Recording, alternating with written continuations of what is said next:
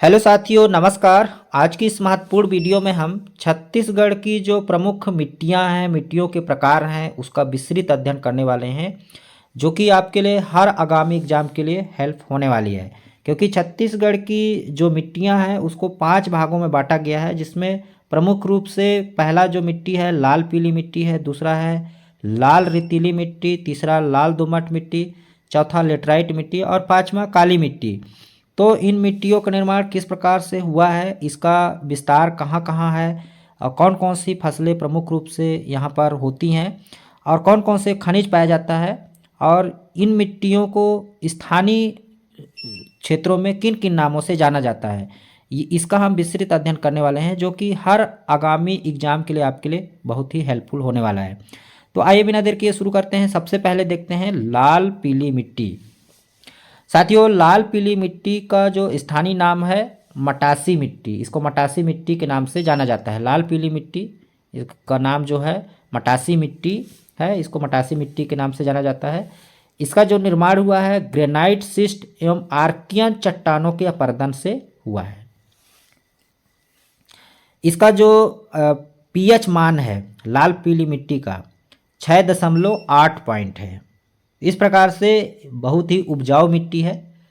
तो दूसरी सर्वाधिक उपजाऊ मिट्टी है, पहली जो मिट्टी है वो काली मिट्टी है, आपको याद रखना है। छत्तीसगढ़ की जो सर्वाधिक उपजाऊ मिट्टी है वो काली मिट्टी है और दूसरे नंबर की जो मिट्टी है वो है लाल पीली मिट्टी या फिर मटासी मिट्टी, क्योंकि इसका जो पीएच मान है बहुत ज़्यादा है, 6.8 पॉइंट है।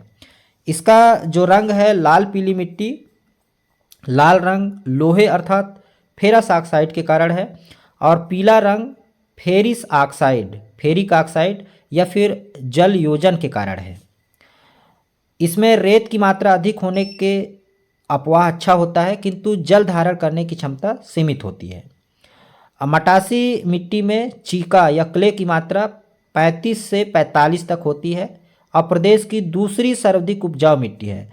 और पहली जो उपजाऊ मिट्टी है, सर्वाधिक उपजाऊ मिट्टी जो है वो काली मिट्टी है। इसमें जो प्रमुख रूप से फसल होती है धान, अलसी, तिल और प्रदेश की 30% कृषि मटासी मिट्टी में की जाती है। इस मिट्टी में चूना, लोहे एवं रेत की मात्रा अधिक होती है और इसमें जो कमी होती है वो नाइट्रोजन एवं हुमस की कमी होती है। इसका जो विस्तार है छत्तीसगढ़ के लगभग 50 से 55% क्षेत्र में फैला हुआ है, जो कि सबसे ज़्यादा, ठीक है, 50 से 55% क्षेत्र में इसका विस्तार है, मतलब कि पूरे छत्तीसगढ़ में इसका विस्तार है। तो इसके विस्तार को 3 भागों में बांटा गया है, महानदी बेसिन, पूर्वी बघेलखंड का पठार और दंडकारण्य का पठार। तो इसमें देखिए जो महानदी बेसिन के अंतर्गत है, इसमें मांड नदी घाटी क्षेत्र में उत्तम किस्म की मटासी मिट्टी पाई जाती है। महानदी बेसिन के अंतर्गत रायपुर, दुर्ग, बिलासपुर, धमतरी, महासमुंद, कोरबा, रायगढ़ एवं कबीरधाम जिले में मटासी मिट्टी का विस्तार है। पूर्वी बघेलखंड पठार के अंतर्गत जैसे कि पूर्वी बघेलखंड के मध्यवर्ती एवं पूर्वी भागों जैसे कि पूर्वी सीतापुर, दक्षिणी अंबिकापुर, मध्य सूरजपुर और प्रतापपुर में जो है लाल पीली मिट्टी पाई जाती है। दंडकारण्य पठार यानी बस्तर क्षेत्र में देखिए कोटरी, इंद्रावती, सबरी, महानदी, गोदावरी इत्यादि नदियों के मैदानी क्षेत्र जो हैं साधारणतः उर्वरता वाली मटासी मिट्टी पाई जाती है और दंडकारण्य के ऊंचे भागों में, इसके साथ ही महानदी तथा गोदावरी के मैदानों में उपजाऊ मटासी मिट्टी पाई मिलती है। उम्मीद करता हूँ मटासी मिट्टी आप समझ चुके होंगे कि कहाँ कहाँ पाया जाता है और कितने प्रतिशत क्षेत्र में पाया जाता है। तो ये छत्तीसगढ़ के लगभग आधा प्रतिशत, मतलब 50 से 55% क्षेत्र में इसका विस्तार है। और जो प्रमुख फसल होती है धान, अलसी और तिल है। ठीक है, चलिए अब आगे देखते हैं लाल बलुई या फिर लाल रेतीली मिट्टी। तो इसका जो स्थानीय नाम है टिकरा मिट्टी, टिकरा मिट्टी के नाम से इसको जाना जाता है, लाल बलुई मिट्टी या रेतीली मिट्टी का। और इसका जो निर्माण हुआ है आर्कियन एवं धारवाड़ क्रम की चट्टानों के अपरदन से हुआ है। तो लाल बलुई या लाल रेतीली मिट्टी को बस्तर के उच्च भूमि के ढालों पर पाई जाती है और इसी को टिकरा कहते हैं, टिकरा वाली मिट्टी कहते हैं। इसका जो पीएच मान है 6.6 है और इसका रंग लाल जो है लौह युक्त या लौह तत्व के अधिकता के कारण है। हालांकि उपजाऊपन इसका बहुत कम होता है, कम उपजाऊपन होता है। और इसके में जो प्रमुख फसल होती है वो मोटा अनाज होता है, जैसे कि कोदो, कुटकी, ज्वार, बाजरा, रागी, मक्का। इसमें लौह तत्व एवं रेत की अधिकता है और इस मिट्टी में ग्रेनाइट एवं नीच चट्टानों के अवशेष मिश्रित हैं। इसमें भी नाइट्रोजन एवं ह्यूमस की कमी होती है। इसका जो विस्तार है, इस मिट्टी का विस्तार छत्तीसगढ़ के 25 से 30% भाग में है। तो दूसरे नंबर में ये सबसे ज़्यादा विस्तार है। सबसे पहले लाल पीली मिट्टी है, फिर दूसरा है जो है लाल रेतीली मिट्टी है। ठीक है, तो इसमें 25 से 30% क्षेत्र में इसका विस्तार है और इसमें जो प्रमुख रूप से छत्तीसगढ़ के दंतेवाड़ा, बस्तर, कांकेर, मोहला, मानपुर, अंबागढ़ चौकी तथा बलौद जिले के दक्षिणी हिस्से में इसका विस्तार है। अगला जो मिट्टी है लाल दोमट मिट्टी। लाल दोमट मिट्टी, इसका निर्माण नीस, डायोराइट आदि चीका प्रधान व अम्ल रहित चट्टानों द्वारा इस मिट्टी का निर्माण होता है। आर्कियन एवं ग्रेनाइट शैल समूह इसमें पाई जाती है। इसका जो पीएच मान है 5.2% है और लाल लौह युक्त की अधिकता कारण किंतु बेसिन क्षेत्रों में रंगहीन होती है। इसकी जल धारण क्षमता जो है न्यूनतम होता है, क्योंकि इसके जो कण होते हैं बहुत बड़े बड़े होते हैं, बोल्डर के आकार के होते हैं, जिसे मृदा में बड़े बड़े छिद्र होने के कारण इसकी जल धारण क्षमता सबसे कम होती है। यह कम आर्द्रता ग्राही होती है, इसलिए जल अभाव के दिनों में कठोर हो जाती है और ये कम उपजाऊ होती है।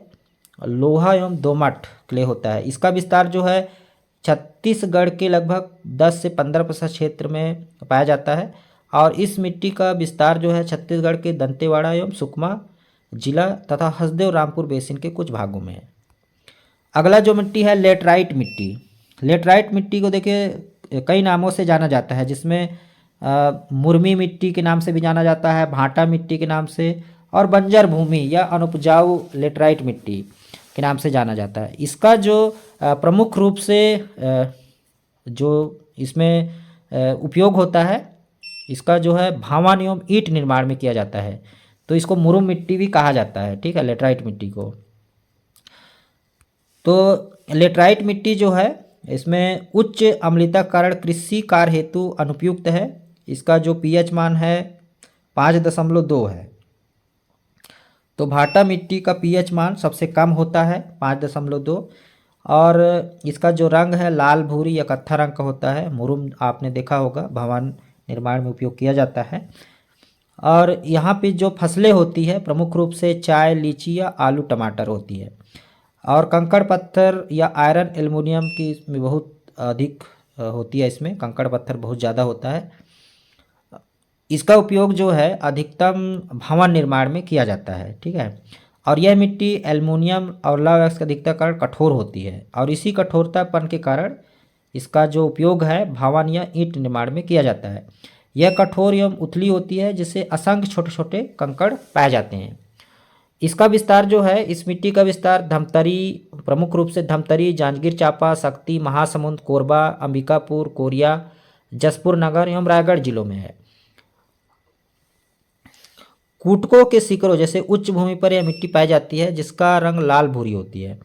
पाट प्रदेशों में भी यह मिट्टी पाई जाती है। पाट प्रदेश के अंतर्गत जैसे सरगुजा संभाग एवं जगदलपुर के उच्चवाच क्षेत्रों में इसका विस्तार है। हसदो नदी के बाईं और जयजयपुर ब्लॉक में भी इसका विस्तृत क्षेत्र है। इस अगला जो मिट्टी है काली मिट्टी, जो कि छत्तीसगढ़ में सबसे सर्वाधिक उपजाऊ मिट्टी मानी जाती है। काली मिट्टी के कई नाम हैं, जिसमें देख पा रहे हैं कान्हर मिट्टी, भर्री मिट्टी, रेगुर मिट्टी, गाभर मिट्टी और चीका मिट्टी। तो इस प्रकार से काली मिट्टी के कई स्थानीय नाम हैं और यह छत्तीसगढ़ की उच्च भूमि में पाई जाने वाली काली मिट्टी है, जो कि भर्री के नाम से जाना जाता है। तो छत्तीसगढ़ उच्च भूमि में पाई जाने वाली काली मिट्टी को भर्री कहते हैं। इसका निर्माण जो है बेसाल्ट युक्त लावा चट्टानों के अपरदन से हुआ है, तो इसको लावा निर्मित मिट्टी भी कहा जाता है। इसका क्षारीय प्रकृति जो है सबसे अधिक होता है 7.6। यह मिट्टी गीली होने पर फूल जाती है और मुलायम तथा चिकनी हो जाती है, चिपचिपी हो जाती है और इस मिट्टी पर पानी की कमी से दरारें भी पड़ जाती है और इसका जो रंग है काला होता है फेरिक टाइटेनियम के कारण। बारीक कणों वाली काली या गहरी भूरी रंग की होती है। इसमें जो जल धारण क्षमता है वो सर्वाधिक होती है। तो इस प्रकार से क्वेश्चन बनते हैं कि सर्वाधिक जल धारण क्षमता वाली कौन सी मिट्टी है, तो काली मिट्टी है। इसके रक्षक कण अत्यंत बारीक होने के कारण इस मिट्टी में छिद्र कम बनते हैं। इस कारण इस मिट्टी में चीका की मात्रा 50 से 55% अर्थात सर्वाधिक होती है। यह मिट्टी राज्य की सबसे उपजाऊ मिट्टी है और ये प्रदेश में 15 से 20% क्षेत्र में फैला हुआ है। 15 से 20% कृषि इसी मृदा में की जाती है। इसमें जो प्रमुख फसल होती है कपास, चना, गन्ना, गेहूं, सोयाबीन यानी रबी की फसलें प्रमुख रूप से होती है। इसमें चूना, पोटास, एल्युमिनियम, लौह तथा चीका की अधिकता होती है। और इस मिट्टी का जो विस्तार है इसको 5 भागों में बांटा गया है, जिसमें सबसे पहले पूर्वी बघेलखंड का पठार है, जसपुर पाट प्रदेश है, घाटी क्षेत्र है, महानदी बेसिन है और दंडकारण्य क्षेत्र में है। तो देखिए पूर्वी बघेलखंड पठार के अंतर्गत अंबिकापुर, रामानुजगंज, मध्य प्रतापपुर, पूर्वी कुसमी, रिहंद, कान्हार व हसदेव नदी की घाटियों है। जसपुर पाट प्रदेश के अंतर्गत सरगुजा, जसपुर क्षेत्र के नदी घाटियों में। घाटी क्षेत्रों में कवर्धा की चिल्पी घाटी। महानदी बेसिन के अंतर्गत मुंगेली, बेमेतरा, राजनांदगांव, खैरागढ़, छुईगदान, गंडई, मोहला, मानपुर, अंबागढ़ चौकी और बलोद, धमतरी, महासमुंद, गरियाबंद, धर्म, जयगढ़, रायगढ़ के पश्चिमी भाग तक इसका विस्तार है। दंडकरण क्षेत्र में नदी घाटियों में इसका विस्तार है। तो इस प्रकार से आपने देखा 5 प्रकार की मिट्टियाँ पाई जाती है। तो यहाँ पर आप रिवीजन कर सकते हैं, देख पा रहे हैं। सबसे पहला लाल पीली मिट्टी, स्थानीय नाम मटासी मिट्टी। लाल रेतीली मिट्टी को स्थानीय नाम है टिकरा मिट्टी। लाल दोमट मिट्टी को परिया कहा जाता है। लेटराइट मिट्टी को मुर्मी, भाटा या बंजर भूमि के नाम से जाना जाता है। काली मिट्टी के कई नाम हैं, जिसमें कान्हर, भर्री, रेगूर, गाभर, चीका। इसका निर्माण है जो लाल पीली मिट्टी का निर्माण जो है ग्रेनाइट से चट्टानों से विकसित हुई है। लाल रेतीली मिट्टी का निर्माण आर्कियन एवं धारवाड़ क्रम की चट्टानों के अपरदन से हुआ है। लाल दोमट मिट्टी का निर्माण नीस, डायोराइट आदि चीका प्रधान व अम्ल रहित चट्टानों द्वारा हुआ है। लेटराइट मिट्टी निछालन विधि से लेटरोजाइजेशन के द्वारा हुआ है। काली मिट्टी का निर्माण बेसाल्ट युक्त लावा अपरदन के चट्टानों के अपरदन से, लावा चट्टानों के अपरदन से यानी लावा निर्मित मिट्टी मानी जाती है। पीएच मान का देखिए, जो अम्लीय क्षार है, अम्लीय प्रकृति है इसकी। लाल पीली मिट्टी का 6.8, लाल रेतीली मिट्टी का 6.6, लाल दोमट मिट्टी का 6.8 और लेटराइट मिट्टी का 5.2 और काली मिट्टी का सर्वाधिक क्षारीय जो है 7.6। सबसे कम जो है लेटराइट मिट्टी का है और सबसे अधिक जो है काली मिट्टी का। तो देखिए जल धारण क्षमता सब सर्वाधिक है काली मिट्टी का और न्यूनतम जो है कम है लाल दोमट मिट्टी का। अगर विस्तार की बात की जाए तो सबसे ज़्यादा लाल पीली मिट्टी का विस्तार है 50 से 55% क्षेत्र में। फिर है लाल रेतीली मिट्टी 25 से 30% क्षेत्र में। फिर है लाल दोमट मिट्टी 10 से 15% क्षेत्र में।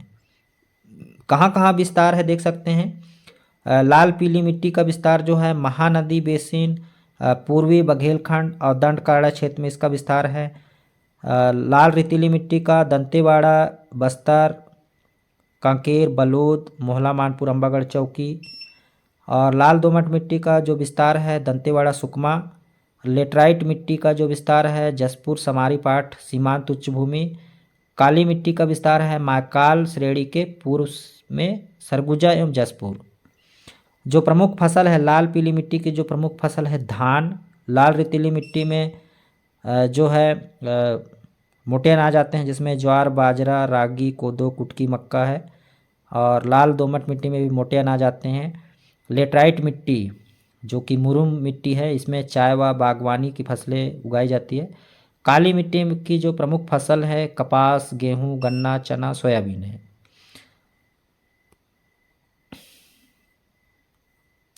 उम्मीद करता हूँ वीडियो हेल्पफुल लगी होगी।